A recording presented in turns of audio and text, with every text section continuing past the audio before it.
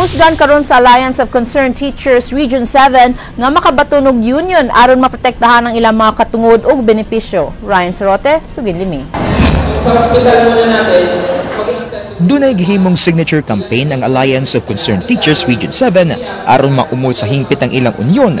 Ilang target ang katunga +1 nga mga pirma gikan sa kinatibuk ang 39,000 ka mga public teachers sa rehiyon. Sa pagkutlo ning balita, miabot na og 12,000 ka mga pirma ang ilang nakuha alang sa ikaduha nga hugna o accreditation phase sa ilang pag-umol sa ACT-7 Union. Mapanlipdan unya sa umulon nga unyon ang mga magtutudlo sa regional level ug maangkon ang mga angay nga benepisyo nga gilatid sa DepEd Memorandum ug ubos sa Magna Carta for Public School Teachers sama sa mga benepisyong naglangkob sa free medical check-up, 6 hours teaching time ug makaangayong leave credits.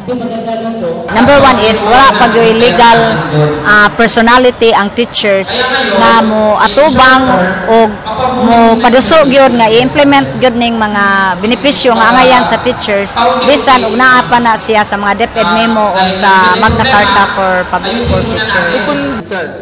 Usa sa ilang pahimug-atan mo ang pagsiguro nga matarong ilang mga retirement benefits ug di mahisama sa uban nga dunay discrepancy sa mga madawat nila nga pensyon. Doon na siya utang sa GSIS kay dili updated ang iyang records sa GSIS. So muna gitawag nga na siya arrears.